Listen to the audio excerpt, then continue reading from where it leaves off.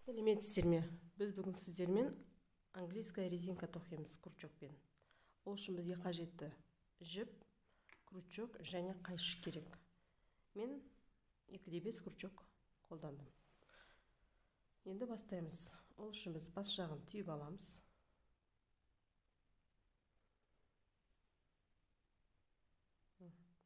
Енді 10 воздушные петли тоқимыз. 1, 2, 3, 4, 5, 6, 7, 8, 9, 10. Енді екінші қатарда біз бір воздушный петля іліп аламыз да, мына жерден ілмекті іліп бірден екеуісіне өткіземіз. Ешқандай қиындығы жоқ.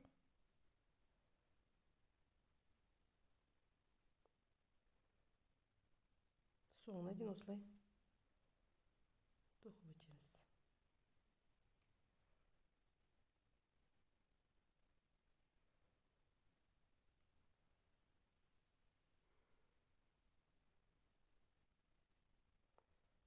Кіргіземіз крючокты, былай екеуісіне бірдей тоқып өтеміз.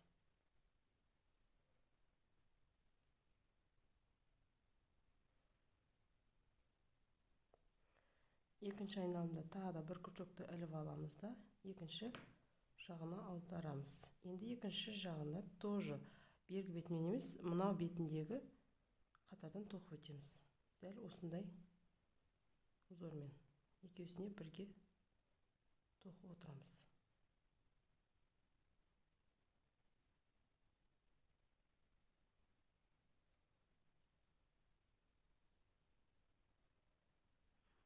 Аламыз, екеуісіне бірге артқы жағындағы петлядан ғана алып отырамыз.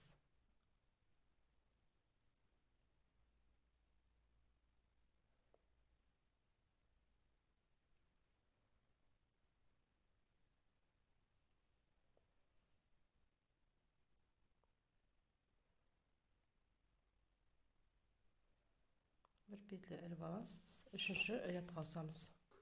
Бұл жерде де дәл артыңғы қатардан алып тоқимыз. Екеуісіне бірге жіберіп отырамыз.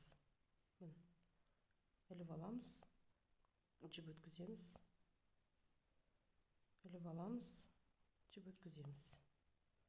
Және өздеріңізге қажетті жерге дейін тоқисаңыздар болады.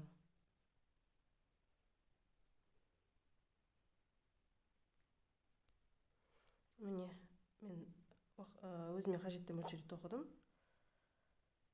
Осылай тоқи берсеңіздер, осындай әп-әдемі узор пайда болады.